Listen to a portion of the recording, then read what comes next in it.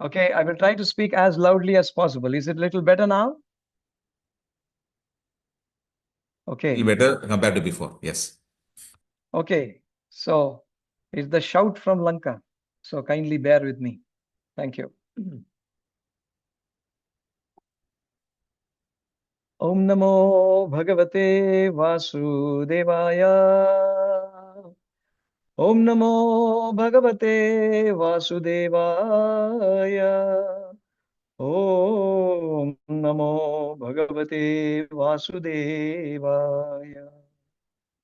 नारायणं नमस्कृत्य नरं चैव नरोत्तमं देवीं सरस्वतीं व्यासं ततो जयमुदीरये नष्टप्रायेष्वभद्रेषु नित्यं भागवत सेवया भगवत्युत्तमश्लोके भक्तिर्भवति नैष्टिकी निगमकल्पतरोर्गलितं फलं शुकमुखादमृताद्रवसंयुतं पिबत भागवतं रसमालयं मुहुरहो रसिका भुवि भावुकाः। ॐ अज्ञानतिमिरान्धस्य ज्ञानाञ्जनशलाकया चक्षुरुन्मिलितं येन तस्मै श्रीगुरवे नमः।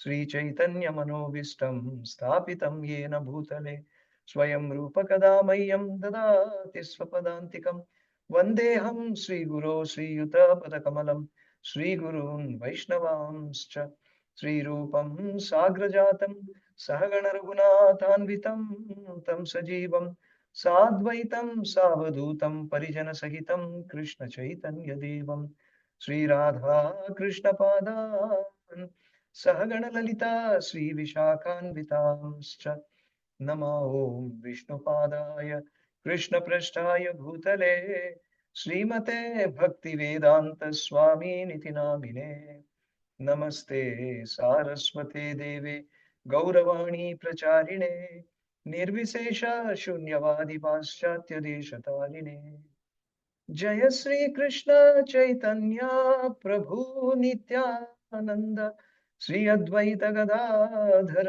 श्रीवासादि गौर भक्त वृंद हरे कृष्णा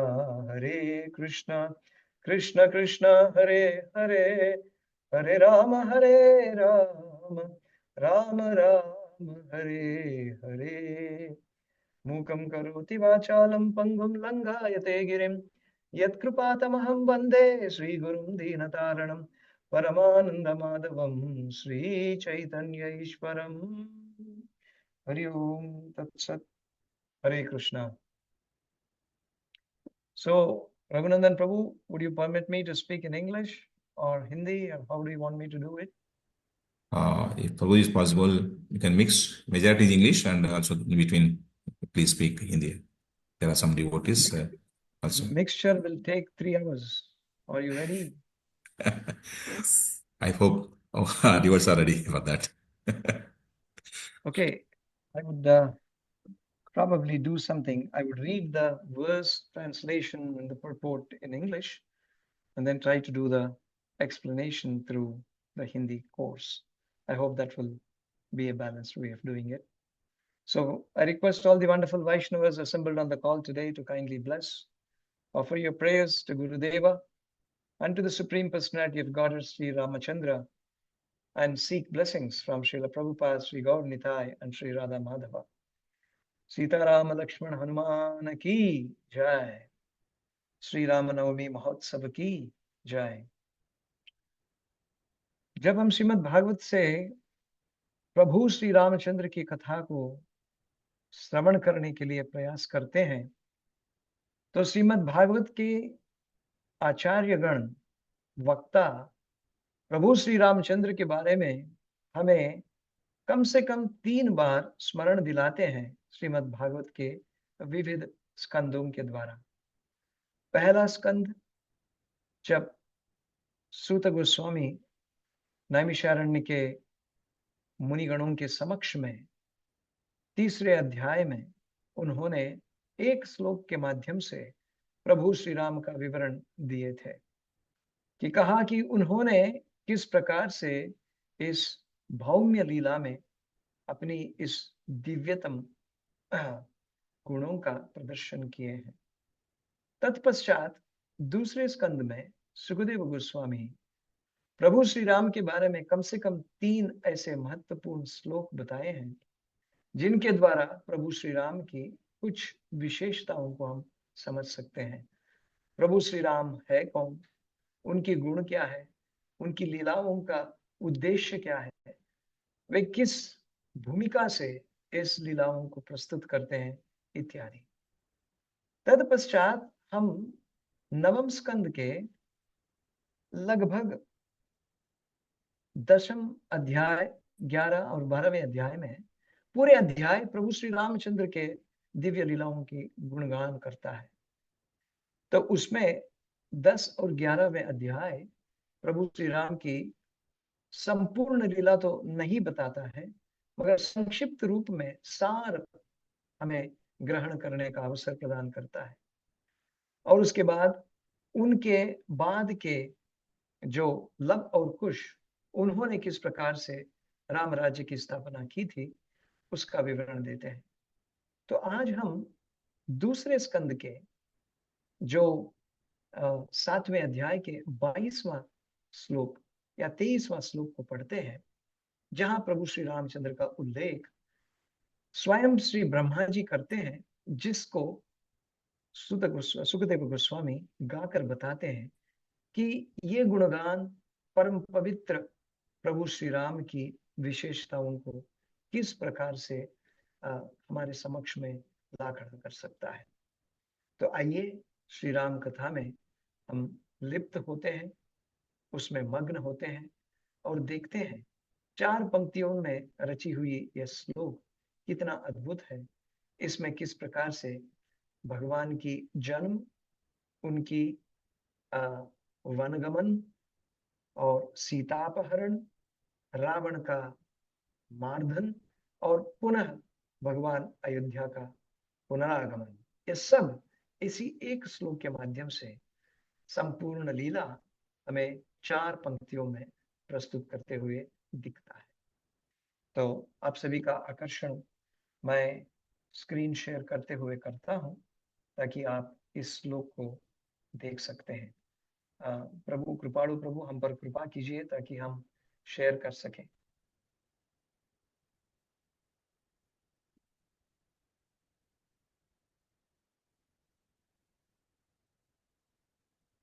कृपाणु प्रभु, अगर आप कृपा करेंगे तो हम स्क्रीन शेयर कर सकते हैं। आप होस्ट हैं Prabhu, I cannot make it. Can you request if you don't mind, please? I will accept. Because I have no option there to give a permission. If you can request. Yes. Yes, Prabhu, done. Thank you. Hare Krishna. इसी से हमें एक अच्छी सी सीख प्राप्त होती है, जब तक निवेदन नहीं करेंगे तब तक प्रसाद नहीं मिलेगा। तो चाहे प्रभु श्री राम हो, श्री कृष्ण हो, या मंदिर के पुजारी हो, अर्च विग्रह हो, नैवेद्य के बिना प्रसाद नहीं प्राप्त होगा। तो कृपाणु प्रभु परम कृपा किया है, तो हम आपके समक्ष में स्क्रीन शेयर करते हैं। हरे कृष्ण।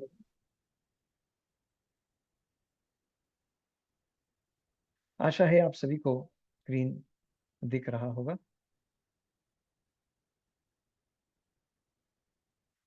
दूसरे स्कंद के क्या अक्षर जो है वो क्लियर है, या थोड़ा मुझे जूम करना होगा? अब सही है? ओके। तो श्लोक पढ़ते हैं, फिर उसके बाद अनुवाद और तात्पर्य भी हम पढ़ते हैं। अस्मात् प्रसाद सुमुख कलया कलेशा इक्ष्वाकुवंश अवतीर्य गुरोर्निदेशे तिष्ठान्वनं सदयितानुजा आविवेश यस्मिन् विरुध्य दशकन्दरार्तिमर्चत्। अस्मात् प्रसाद सुमुखः कलया कलेशा इक्ष्वाकुवंश अवतीर्य गुरोर्निदेशे तिष्ठान्वनं सदयितानुज आविवेश यस्मिन् विरुध्य दशकन्दर आर्तिमर्चत्। Due to his causeless mercy upon all living entities within the universe, the Supreme Personality of Godhead, along with his plenary expansions, appeared in the family of Maharaj Ikshvaku as the Lord of his internal potency, Sita, under the order of his father, Maharaj Dasharatha.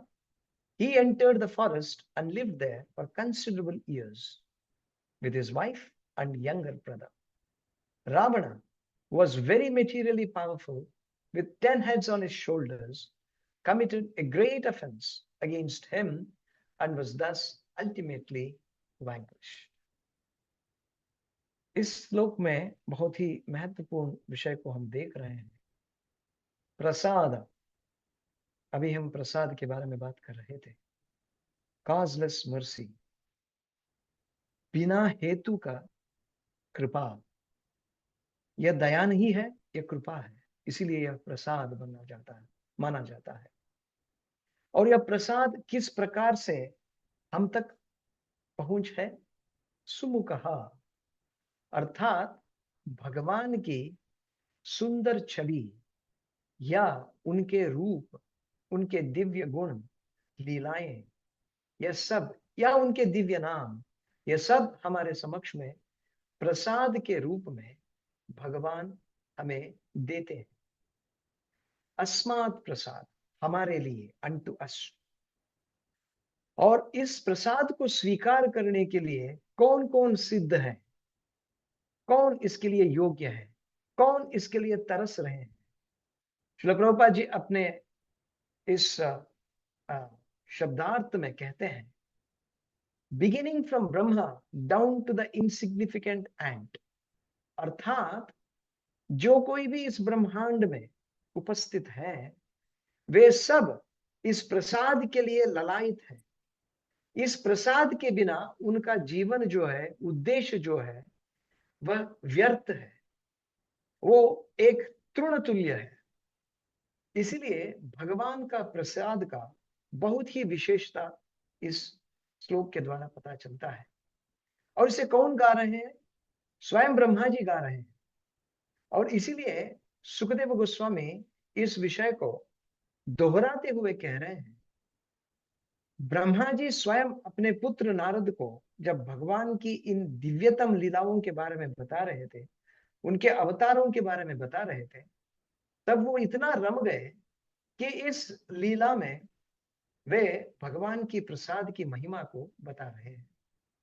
और इसीलिए इसे सुमुखहा, मुखा का अर्थ है उनके दिव्य छवि, मुखारविंद।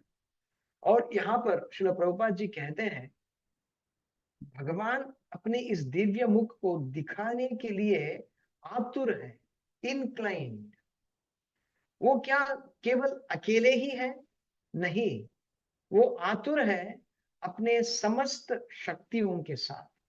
कलया कलेशा, कलया का अर्थ है, जैसे हम जानते हैं भागवत में अक्सर इस बात का उल्लेख होता है, भगवान अपने दिव्य अलौकिक जगत में रहते हैं। अपनी इस दिव्यता को प्रस्तुत करने के लिए वे चतुर्व्यूह धारण करके उपस्थित होते हैं। उसमें वासुदेव, शंकरषण, प्रद्युम्न और अनिरुद्ध प्रसिद्ध है। तो ये सब भगवान की कला विस्तार है। तो उस कला विस्तार के साथ उस कला के ईश, जिनके द्वारा ये कला विस्तरण होता है, कलेशा, उन समक्ष कलाओं के साथ सुमुख उपस्थित है प्रसाद का वितरण करने, हम सब पर कृपा बांटने, हम सबको उस कृपा का माध्यम बनाने। तो इसे आगे चलते हुए कहते हैं, इक्ष्वाकु वंशा, वो एक ऐसा वंश है जिन्होंने इस प्रसाद को पाने के लिए घोरतम तपस्या किया है, अनेक वर्षों का तपस्या किया है। तब चलकर उस वंश में भगवान स्वयं और अपने कला विशेष के साथ अंश कला वे उस वंश में जन्म लेते हैं, अर्थात अवतीर्ण होते हैं, अवतीर्या। और अवतीर्ण होने के बाद की लीला, अर्थात लीला को आगे बढ़ाते हुए सुखदेव गोस्वामी कहते हैं, भगवान का उद्देश्य इस इक्ष्वाकु वंश में अवतीर्ण होने का एक उद्देश्य है, या एकमात्र उद्देश्य है प्रसाद, सुमुख, सुमुख होकर हम सबको इस उनका दिव्यतम गुणों का परिचय दिलाने के लिए। मगर वे स्वयं ऐसा नहीं करते। वे कैसे करते हैं? गुरोर निदेशे, एक गुरु का निर्देशन को पालन करते हुए, उनकी आदेश को पालन करते हुए, या गुरु के निर्देश को एक हेतु बनाकर वे इस प्रसाद को या उनके सुमुख को या उनके समक्ष हमें उपस्थित कराने का एक प्रयास भगवान करते हैं। और वे किस प्रकार से इसे करते हैं और इसका माध्यम किस किस को बनाते हैं, इसका कारण क्या हो सकता है और क्या कारण हेतु है? तिष्ठान वनम, क्योंकि गुरु ने आदेश दिया कि तुम्हें वन में जाना है। ये कौन गुरु है जो अपने शिष्य को या अपने पुत्र को वन में जाने के लिए प्रेरित करते हैं या आदेश देते हैं? वे और कोई नहीं, उसी इक्ष्वाकु वंश के एक महान राजा जिनका नाम है महाराज दशरथ। ये महाराज दशरथ कौन है? प्रभु श्री राम के पिता, उनके पिताश्री। पिता भी एक गुरु होते हैं। तो उस गुरु का आदेश को स्वीकार करते हुए, इक्ष्वाकु वंश के राजा दशरथ की आदेश को स्वीकार करते हुए, उसी परंपरा में आते हुए रघुवंशी प्रभु श्री राम वनम तिष्ठान, वो वन के लिए निकल पड़े। क्या हुआ, किस कारण वन में जाना हुआ, ये आप सब जानते हैं। मैं उस लीला में अधिक समय नहीं व्यतीत करूंगा, मगर गुरु के आदेश को पालन करते हुए वे वन में उपस्थित हुए, क्योंकि ब्रह्मा जी से लेकर एक तुच्छ प्राणी जैसे एक चींटी है, सबके सब आतुर है प्रसाद को पाने। इस श्री रामनवमी के महोत्सव के संदर्भ में हम सब भी उसी प्रसाद को ग्रहण करने के लिए बड़े आतुर हैं। इसीलिए हम सब अनेक प्रकार की कालावधियों को तोड़कर इस प्रकार का जो संयोजन बना हुआ है उसमें भी हम उपस्थित होकर उसी प्रसाद को सेवन करना चाहते हैं। तो क्या वन वे अकेले गए हैं? नहीं। क्या यह प्रसाद केवल अपने जो चतुर्व्यूह के साथ ही वो बांटते हैं? नहीं। वे दयितानुजा आविवेशा, उस वन में किनके साथ गए थे? अनुजा, अर्थात प्रभु श्री रामचंद्र के एक कला विस्तार प्रभु लक्ष्मण है, उनके साथ। क्या केवल राम और लक्ष्मण ही गए थे? नहीं। दयिता, दयिता का अर्थ है जो अत्यंत प्रिय। राधे जय जय माधव दयिते, हमने अक्सर कीर्तन में सुने हैं। इसीलिए सीता माता प्रभु श्री राम के दयिता बनी है, अर्थात उनके प्रिय सखी, उनके सेविनी और उनके नित्य अनुचरणी है। क्या प्रभु श्री राम उन्हें विवश किया था कि आपको भी वन में आना है? नहीं। जबकि माता सीता प्रभु श्री राम से कभी भी बिछड़ना नहीं चाहती। एक छाया बनकर लक्ष्मण प्रभु की संरक्षण के लिए सेवा को स्वीकार करते हैं, छोटे होकर बड़े का संरक्षण करते हैं। तो दोनों ने भगवान श्री रामचंद्र से इतना आग्रह किया था कि हे प्रभु, आपके बिना हम अयोध्या में नहीं रह सकते। भले ही हमारे ही पिता दशरथ महाराज ने अपने सीने पर पत्थर रखकर आपको ये आदेश दिए थे कि आपको वन में जाना होगा, मगर हम आपको अकेले जाने नहीं देंगे। अगर जाएंगे आप तो हम भी आपके साथ साथ चलेंगे। प्रभु श्री राम ने उनसे अनेक बार कहा, अनेक प्रकार से समझाने का प्रयास किया कि वन आपके लिए उचित नहीं है। फिर भी दोनों ने इतना बताने के बाद प्रभु श्री रामचंद्र विवश होकर उन्हें अपने साथ ले गए। मगर उसमें भी एक कारण प्रभु श्री राम ने देखा कि ये दोनों मेरे लिए एक कारण बनेंगे, हेतु बनेंगे, जिनके द्वारा मैं ये सारे विश्व में इस प्रकार का कार्य करूंगा जिससे सब के सब मेरी इस अवतार का, मेरे अवतीर्ण का, मेरे इस प्रसाद का लाभ ले सकते हैं। तो इसमें क्या प्रसाद ही देना है, सबके समक्ष में आना है, तो ये लीला कैसे बनी? जैसे कहते हैं कोई भी जगह पर अगर कहीं पर भी विजय प्राप्त करना होगा तो विजय का झंडा गाड़ने से पहले वहां कई प्रकार के अवरोध होंगे। उन अवरोधों को लांघना होगा, उन सब के बीच में से निकलकर उस विजय को स्थापित करना होगा। तो प्रभु श्री कृष्ण, भगवान श्री कृष्ण ने, उन्होंने अपने पटरानियों को जब विवाह किया था तो प्राय ही हम में से कोई भी ऐसा व्यक्ति होगा जो अपने विवाह के लिए अपने ही ससुराल से लड़ा होगा। ऐसा कोई है? जबकि हम देखते हैं भगवान श्री कृष्ण की लीला में उन्होंने अनेक बार अपने ससुराल, प्रथम लीला है माता रुक्मिणी की। माता रुक्मिणी को प्रभु श्री कृष्ण ने कैसे विवाह किया? उनके ही घर में घुसा, उनके ही परिवारजनों को युद्ध में हराया और उन्हीं की कन्या को अपहरण करते हुए द्वारका ले आया। यह केवल प्रभु कृष्ण ही कर सकते थे। ऐसे है उनकी विचित्र लीला। उन सभी में भी भगवान प्रसाद ही दिया सभी को।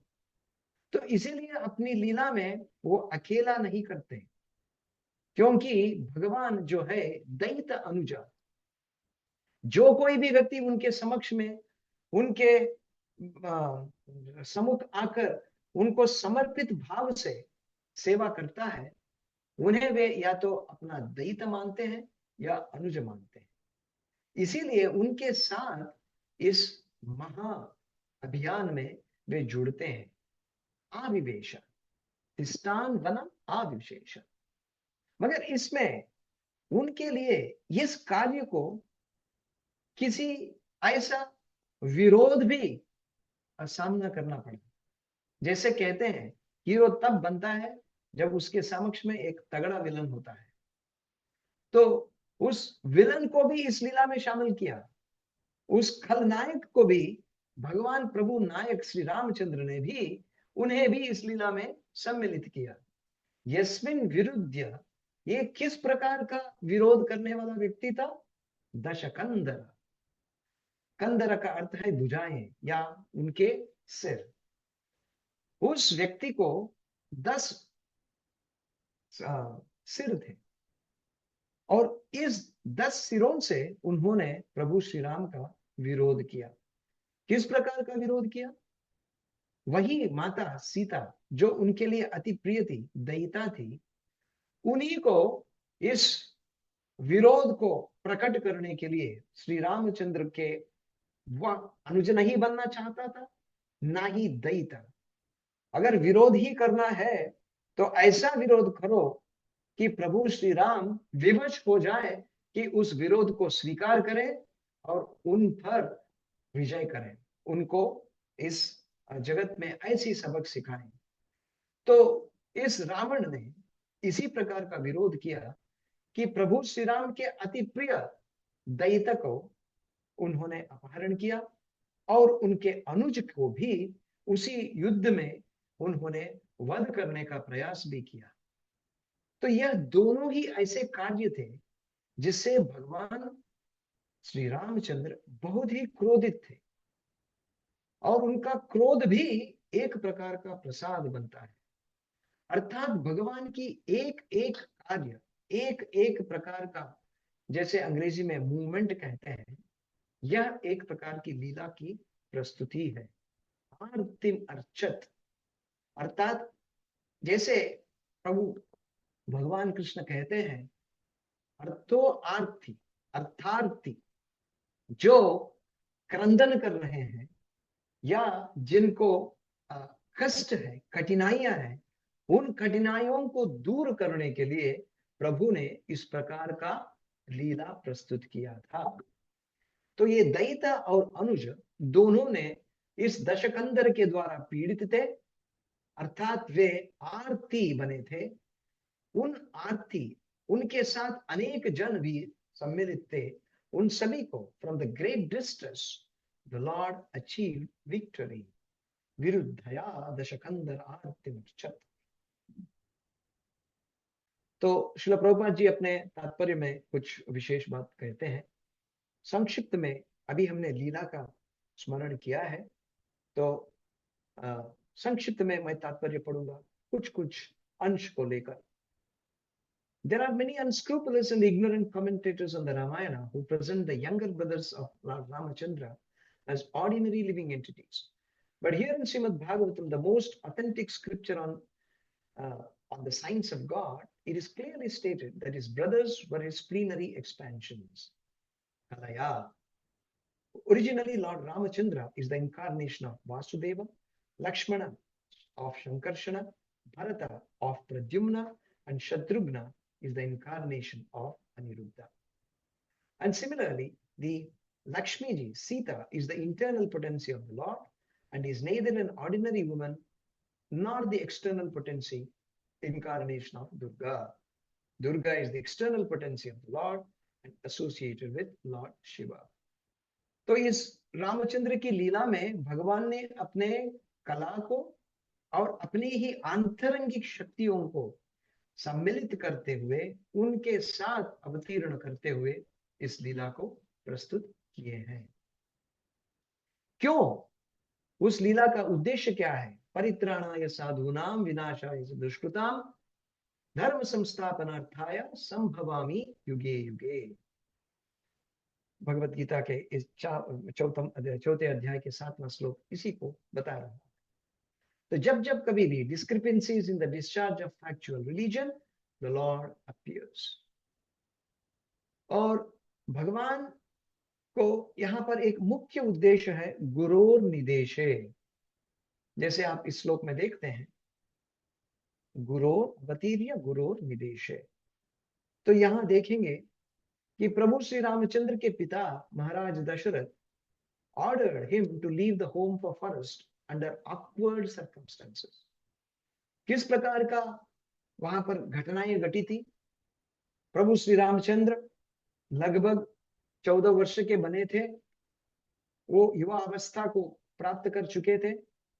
दशरथ महाराज को इतना संतुष्टि थी कि अब मैं, मेरी कंधों पर ये जो भूभार है, अयोध्या नगरी का भार है, उसे मैं अपने प्रिय पुत्र श्री रामचंद्र के को दूंगा, उसे पट्टाभिषेक करते हुए उसे सम्राट घोषित करूंगा और मैं वन के लिए निकल जाऊंगा।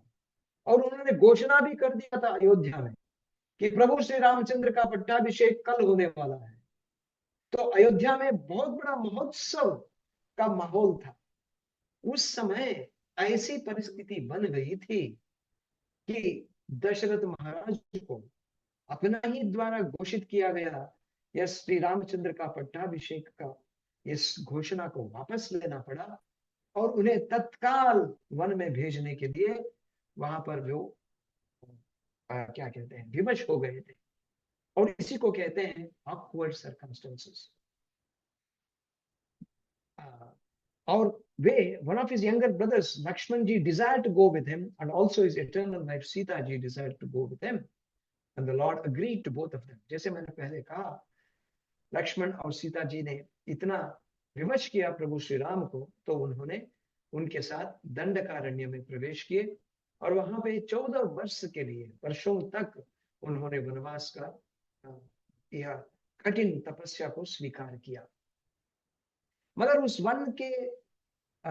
वनवास के समय में प्रभु श्री रामचंद्र को रावण जैसा एक दुर्जन अर्थात एक असुर के साथ उनका भेंट हुआ, जो एक कपटी सन्यासी बनकर वन में माता सीता का अपहरण किया। और उस अपहरण के अंत में प्रभु श्री रामचंद्र के द्वारा उनकी अखंड बाण के प्रहार से यह रावण का संहरण हुआ था।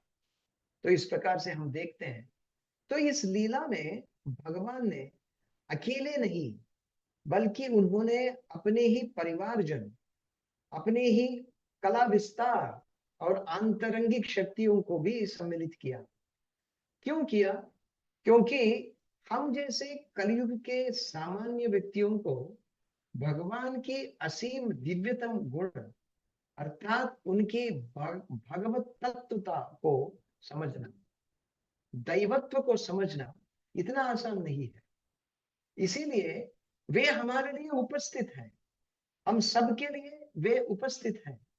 इस बात को उन्हीं के लिए जो शक्तियां हैं उनके द्वारा एक लीला, एक घटना के द्वारा उन्होंने प्रस्तुत करते हुए, जैसे माता सीता की इस अपहरण की लीला से या घटनाओं से अनेक माताओं का हृदय हट जाता है। वे माता सीता के प्रति एक अन्योन्य भावनाओं को उत्पन्न कर सकते हैं, उनके प्रति प्रेम उत्पन्न कर सकते हैं और तत्पश्चात प्रभु श्री राम के शरण होकर उन माता सीता का संरक्षण करने की विनती कर सकते हैं। यह हमारे लिए एक प्रसाद का कारण बनेगा। और इसी तरह से लक्ष्मण प्रभु श्री राम की रक्षण करने के लिए अनेक प्रकार की कष्टों को सहन किया। 14 वर्ष तक अपनी निमेष को कभी भी उन्होंने एक साथ नहीं किया था, अर्थात 14 वर्ष तक उन्होंने कभी निद्रा का नाम नहीं लिया था, केवल प्रभु का श्री राम का नाम ले रहे थे। तो ऐसी कठिन तपस्या किसी भी मानव के लिए क्या कहते हैं, साध्य नहीं है। इसीलिए प्रभु श्री राम ने अपने ही कला और आंतरंगिक शक्ति के द्वारा इस प्रकार का विचित्र लीलाओं को उन्होंने प्रस्तुत किया। माता सीता को कोई साधारण सी व्यक्ति नहीं समझनी चाहिए। और प्रभु श्री रामचंद्र एक हमें आचरण योग एक शिक्षा भी देते हैं। वो एक नर रूप में आए थे, मगर अपने दैवत्व को कभी भी उन्होंने छोड़ा नहीं था। कभी यह नहीं समझना चाहिए कि वो एक व्यक्ति के रूप में, एक नर के रूप में आए थे, मानव के रूप में आए थे, इसलिए वो मानवों में एक है। नहीं, मानव का रूप धारण करते हुए मानवों के समाज के साथ जुड़ मिलकर मानवों को दैवत्व के साथ जोड़ने के लिए प्रभु श्री राम ने इस प्रकार की लीलाएं की थी। और साथ साथ में जो कोई व्यक्ति केवल भौतिक इंद्रिय तृप्ति और अपने भौतिकवाद को ही प्रस्तुत करता है और भगवान की दिव्यतम शक्तियों को और दैवत्व को तिरस्कार करता है, ऐसे दुष्ट रावण की चरित्र को हमारे समक्ष में प्रस्तुत करने के लिए और इन व्यक्तियों की सर्वनाश करते भगवान श्री राम इस समाज में एक भक्तिमय वातावरण को निर्माण करने के लिए श्री रामायण का इतनी दिव्य लीलाओं को उन्होंने प्रस्तुत किया है। और जैसे यहाँ कहते हैं, the materialists who are after opulence and material prosperity may take lessons from the Ramayana, that the policy of exploiting the nature of Lord without acknowledging the supremacy of the Supreme Lord is the policy of Ravana. Srila Prabhupada ji अपने तात्पर्यों में कहते हैं, अगर कोई यह समझता है यह सारा विश्व उसका है जबकि यह संपत्ति प्रभु की है, जब कोई भी व्यक्ति यह निर्धारण कर लेता है, जैसे आज के समाज के उच्चतम नेताएं जिनको हम अंधेधुन उनको हम फॉलो करते हैं, उनके पीछे जा रहे हैं, वे क्या समझते हैं, ये सारा जगत उनका है।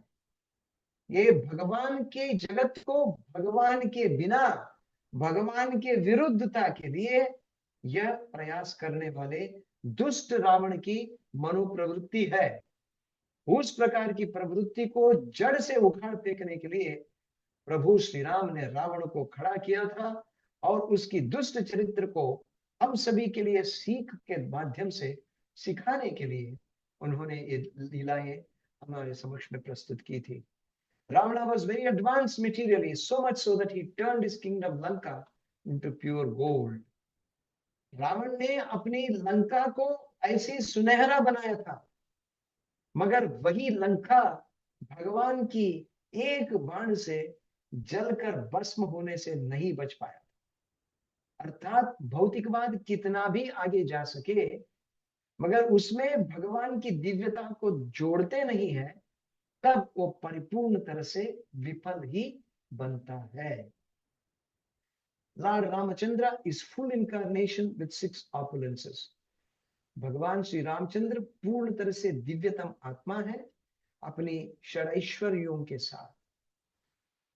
And he is therefore mentioned in the verse as Kalesha. अर्थात सारी कलाओं के, कला का यहाँ अर्थ है उनके दिव्यतम शक्तियां, अंश कला जैसे कहते हैं। कृष्णस्तु भगवान स्वयं, उस श्लोक में भी आते हैं कि वो अपने कला अंश के द्वारा इस जगत में अवतरित होते हैं और उस अवतार के द्वारा, अवतार लीलाओं के द्वारा वे हमें उन तक पहुंचने के लिए एक माध्यम बनाते हैं और अनेक भक्त अनेक प्रकार की व्यक्तियों को इस लीला में वो उपस्थित करते हैं। तो यहाँ पर हम कुछ सीखने के लिए, पहले ओबीडियंस एज स्ट्रेंथ, अर्थात एक समर्पण की भावना, गुरु के निर्देश को स्वीकार करना, अपनी अहंकार को त्यागना एक शिक्षा है, एक पहला पॉइंट है। Rama accepting exile without resistance, the soul learns, जैसे यहाँ पर प्रस्तुत करते हैं, टू बो धर्म even when it contradicts personal desire। मैं ये पढ़ रहा हूं, मैं आपके स्क्रीन में ये शेयर नहीं कर रहा हूं, इसलिए चिंतित मत रहिए। दूसरा है प्रोग्रेस विथ रेवरेंस, अर्थात सिविलाइजेशन, इस नागरिकता एक प्रकार का भ्रम नहीं बनना चाहिए। Advancement without surrender is merely polished downfall. Ravana बहुत कुछ अपनी भौतिकवाद को बढ़ाया था, मगर उसका पतन निश्चित रूप से निर्धारित था। यह दूसरा एक शिक्षा है। और भगवान की इस लीला में जो असंभव है वो संभव हो सकता है। कौन इस बात को मान लेता है कि पानी में भी पत्थर तैर सकते हैं? भगवान श्री राम ने पूरे समुद्र में इस पत्थरों के द्वारा एक सेतु बना दिया था और उस पर वो चढ़े थे और चढ़कर अपने वानर सेना के साथ लंका पर आक्रमण भी किया था और पुनः लंका से वापस अयोध्या भी वापस आए थे। और इसीलिए जो असंभव है वो संभव इसलिए हो सकता है क्योंकि उसमें भगवान की कृपा प्रसाद के रूप में उपस्थित है। तो इस प्रकार का विश्वास रखने से अपने जीवन में भी उसी प्रकार की चमत्कार को हम प्राप्त कर सकते हैं। हम अगर रावण की प्रवृत्ति को छोड़कर, त्याग कर, विभीषण की तरह हम भगवान श्री राम पर विश्वास बना रख सकते हैं, तो हमें भी, जैसे सीता माता रावण के द्वारा अपहृत थी, फिर भी उनका जो विश्वास था भगवान श्री राम पर कि राम आएंगे और स्वयं मेरी रक्षा करेंगे और मुझे पुनः वापस लंका ले जाएंगे, अटूट विश्वास थी। वह अटूट विश्वास ही हमें भगवान तक जोड़ सकता है। यह सीता माता के द्वारा सीता तत्व को उपदेश करने के लिए माता सीता को भी इस लीला में भगवान ने प्रसाद का वितरण के माध्यम बनाया था। और जब समुद्र राजा ने अपने समुद्र को एक मार्ग बनाने के लिए जगह नहीं छोड़ा था, तब भगवान क्रोधित थे। उस क्रोध में भी उन्होंने समुद्र पर करुणा किया था, क्योंकि भगवान की कोई भी कार्य जो है वो दिव्यता से अलग नहीं है। मानव समाज में हम क्रोध कर सकते हैं, हमारा क्रोध किसी का नाश का कारण बनेगा, मगर भगवान का क्रोध जो है वो किसी का उद्धार का कारण बनेगा। भगवान का क्रोध हो, प्रेम हो या स्नेह हो, यह सब एक उद्धार के लिए है, एक प्रसाद के रूप में स्वीकार करना है। समुद्र राजा भी उस क्रोध का प्रसाद के रूप में स्वीकार करके अपने जीवन को परम पावन बनाया। और अंत में जो मिथ्या अहंकार रखने वाला व्यक्ति जो होता है, वो कितना भी बड़ा व्यक्ति क्यों ना हो, कितना भी शक्तिशाली क्यों ना हो, उस व्यक्ति का पतन निर्धारित है। और उस व्यक्ति का पतन उसी के द्वारा होता है जो वानर जैसे अशक्त लोग हैं, जिनमें रावण जैसी शक्ति नहीं है, बुद्धि नहीं है, विद्वत्ता नहीं है, मगर उन सभी वानरों में भगवान की भक्ति है। उस भक्ति के समक्ष में कितनी भी बड़ी शक्ति, विद्वत्ता या और किसी भी प्रकार की जो भौतिक शक्तियां हैं, ताकत है, वो पूर्ण तरह से विफलित ही होगा। इस बात को छठवां अध्याय या छठवां शिक्षा हमें भगवान इस प्रकार से दे रहे हैं। तो प्रश्न यह उठता है हम सभी को, क्या हम हमारे ही हृदय में लंका बना रहे हैं या अयोध्या? इस पावन रामनवमी की महोत्सव पर यह निर्णय हमें करना है, क्या हम लंकावासी बनकर रावण का अनुयायी बनना चाहते हैं, या अयोध्या को हमारे हृदय में बसाकर प्रभु श्री राम को शाश्वत रूप से हमारे हृदय में प्रेम में बांधना चाहते हैं। श्री रामनवमी महोत्सव की जय। हरे Krishna.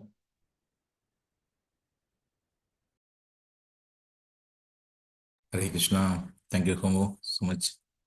Wonderful nectarian class about Ram and his pastimes. So I request the devotees, if you have any questions, may please ask now. Yeah, I think Dina Palak Damar Prabhu. Please proceed, Prabhu. Hare Krishna Prabhu, very wonderful class. So nectarian. Thank you, Prabhu. Thank you for enlightening. Am I audible, Prabhu? Okay. Prabhu, in this verse, we have seen that the incarnations has been Prabhupada has clearly cited that the brothers of Sri Ram is the Shankarshana, Pradyumna, and Anuruddha. But in the Hindu, some other traditions, what we understand is that Lakshmana is the Anantashesh, and Bharata is Chakra, and Sudarshana is the counsel. So how do we understand why this kind of differences, and how we can understand the correct Vishnu Tattva that Prabhupada has written? Thank you. That is the beauty. He is Kalesha. His energies are innumerable.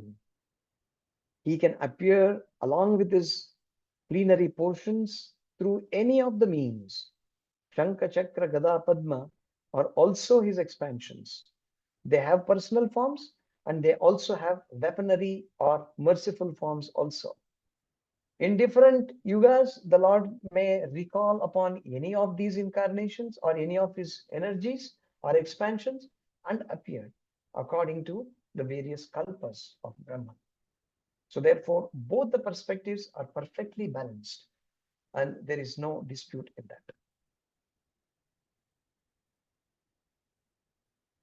Thank you, Prabhu. Thank you, Hare Krishna. Hare Krishna. Also, in the in one of the traditional, what do you call, I would say epithets or the stories, it is explained, especially those who may be associated with Tirumala Tirupati, and especially from Andhra Pradesh, they may be knowing there's a great poet by the name of Annamacharya. So this Annamacharya is none other than the expansion of the Lord in the form of his sword, his khadga. So therefore, his teachings can sever the attachment of the material affection that we have, like how the sword can cut the knots of bondages of this material world. His compositions are so powerful. So the Lord can invite any of his weaponry systems to do various activities, just as Krishna Varnam Tisha Krishnam Sangam Pangam Parshadam. So Krishna can appear. Similarly, his incarnation can also appear. Thank you for bringing that beautiful point. Hare Krishna.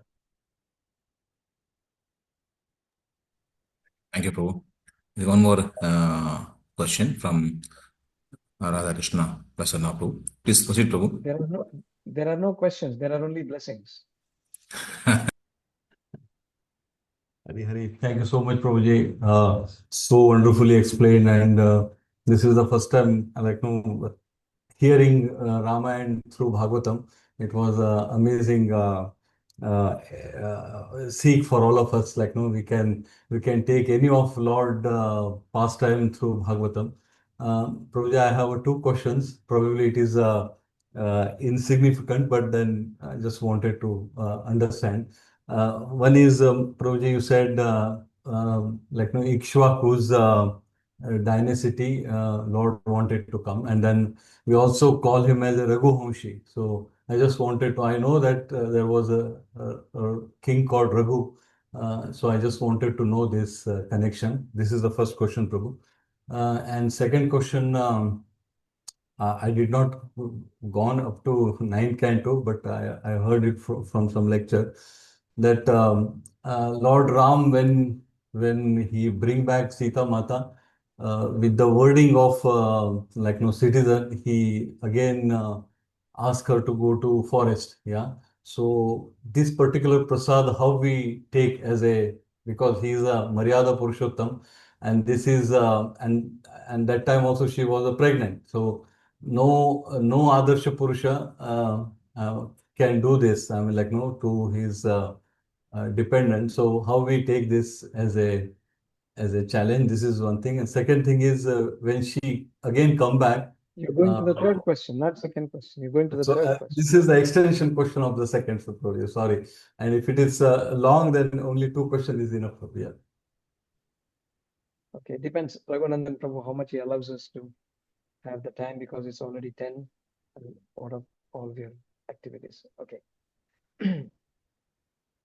So the first question about the connection of Raghu and Lord Ramachandra. You all have heard from the Bhagavatam Katwanga, Maharaj Katwanga. He's also mentioned in the first, second chapters of the first canto itself. Katwanga Maharaj's son is Aja. Aja's son is Raghu. Raghu's son is Dasharatha. Dasharatha's son is Ramachandra. That is how the connection can be clearly seen. Hope that answers your first question. Second is, Lord is Maryada Purushottama. How can one abandon his own good wife on the hearsay of someone in his kingdom as a citizen, and abandon his good wife to the forest, especially when she is dependent, and moreover, added to that, she was pregnant. So the Lord here, you can actually understand there are beautiful pastimes about this. This is mentioned in the Padma Purana. I'll just make it in a very, very brief manner so that you understand the whole story of what made Lord Ramachandra to vanish at this point of time. It was very difficult. It was very emotional.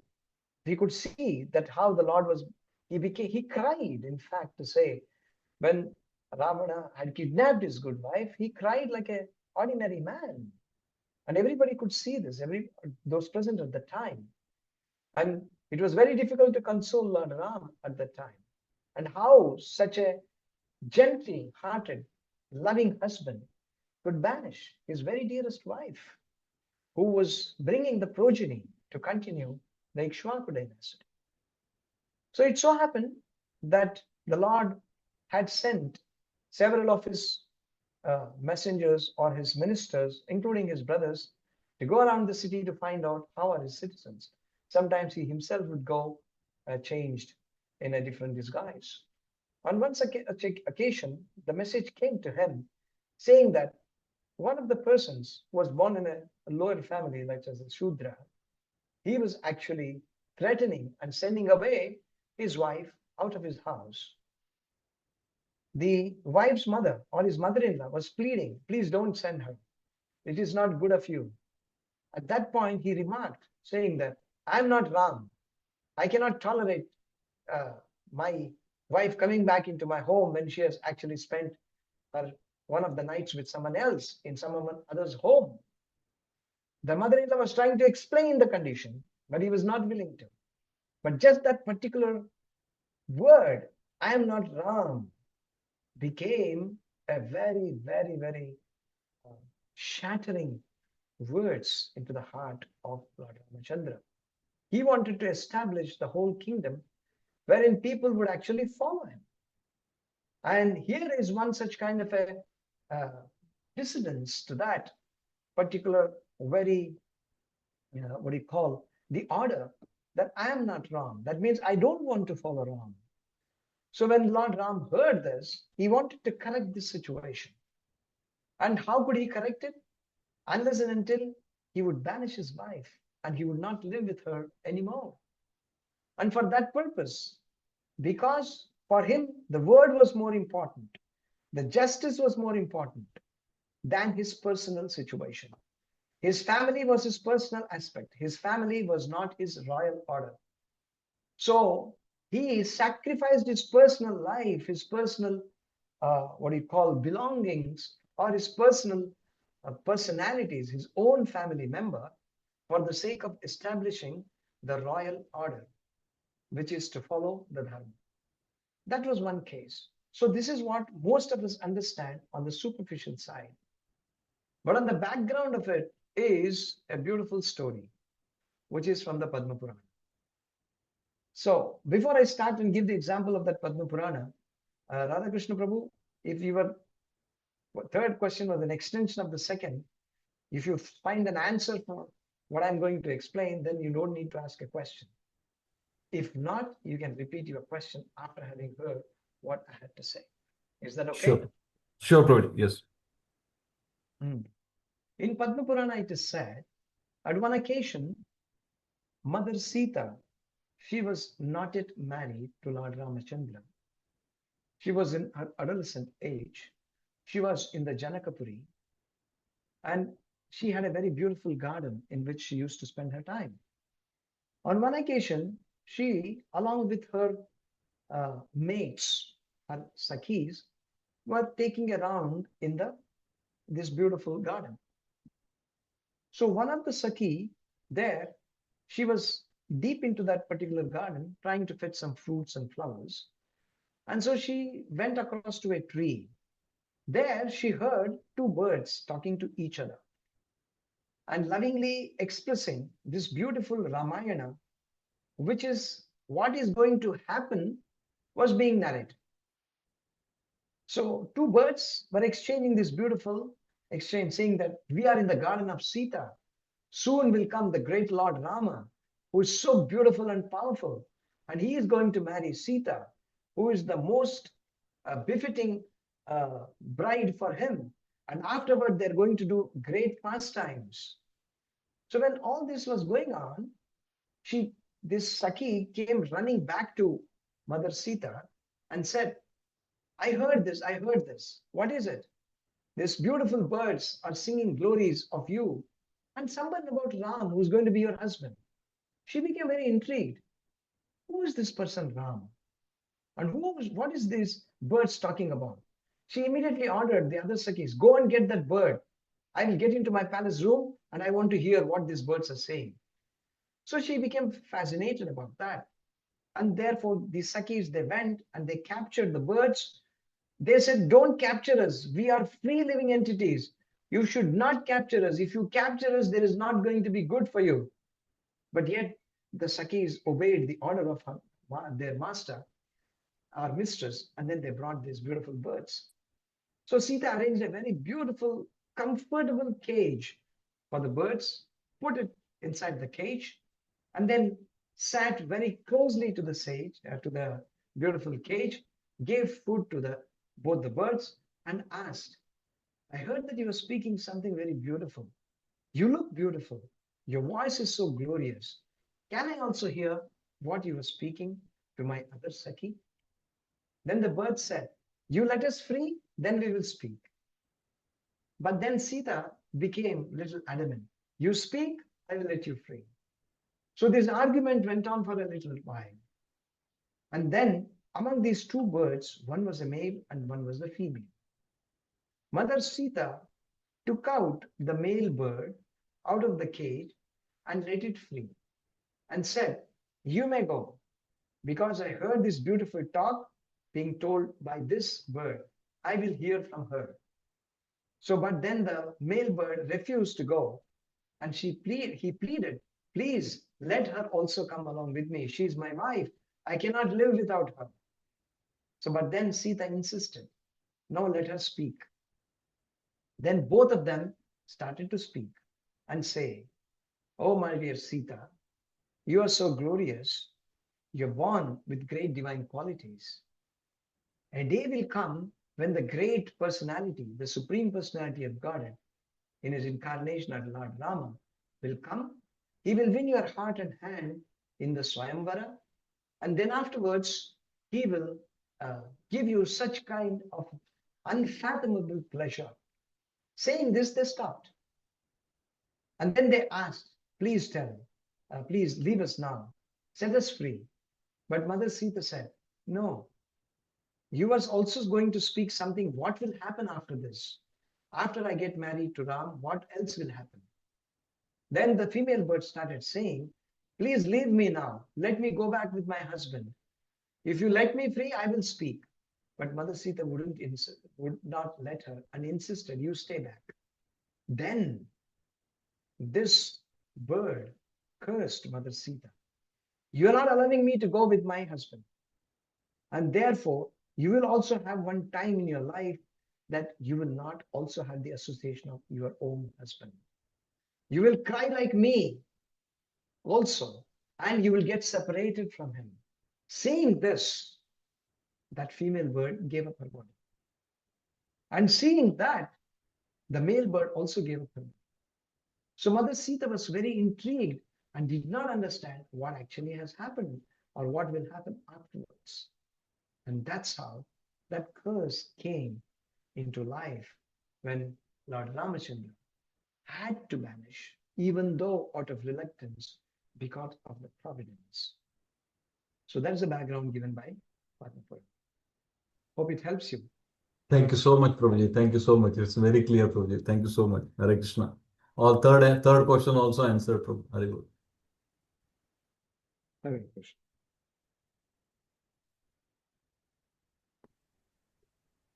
Prabhu. Sorry, Prabhu. There is one more devotee. So, Pranti Mataji, she wants to ask some question. Just shift her hand. Pranti Hare Mataji, Krishna.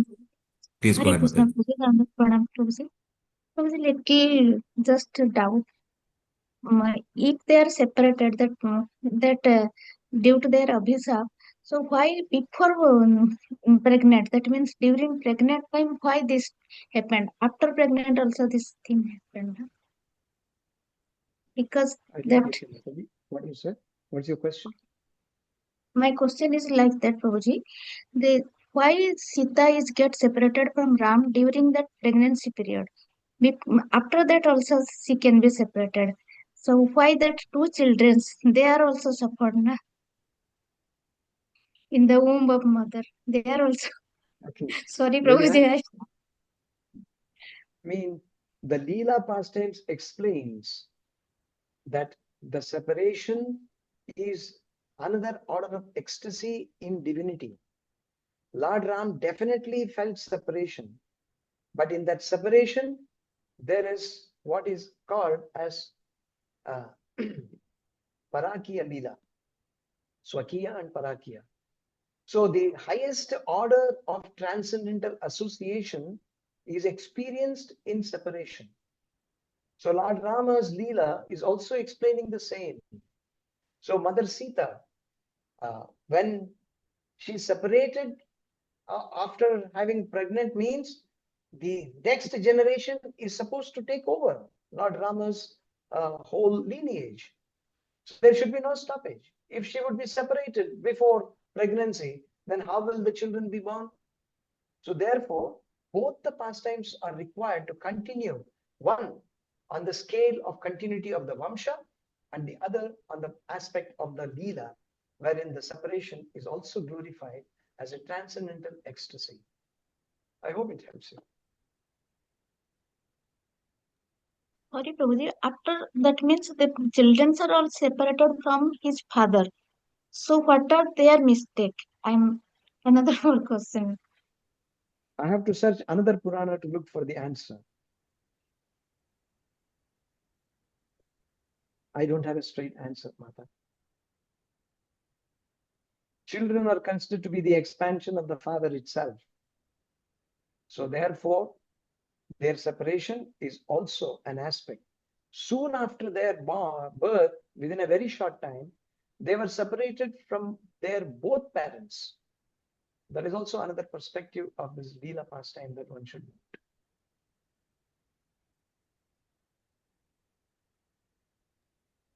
Yes, Prabhuji. Thank you. Never weigh or never bring down the transcendental pastime to the human realm.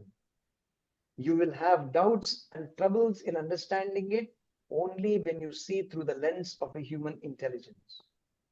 You have to see this through the lens of the divinity of the scriptures.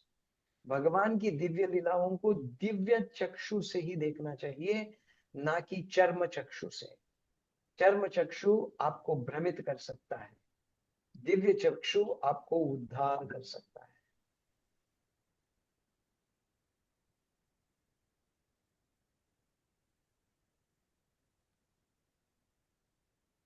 Thank you, Raghunandan Prabhu, for this opportunity. Hare Sorry, Krishna. Prabhuji. I'm you. wrong. Thank you so much, Prabhu, for your wonderful answers to so many questions.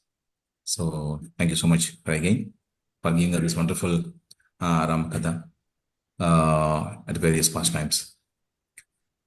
And so let us say Hare Krishna Mahamatra for the Ramakrishna Guru's, for his well-being and also for his more and more spiritual growth, and also bring the more and more souls onto the Guru Maharaj shelter.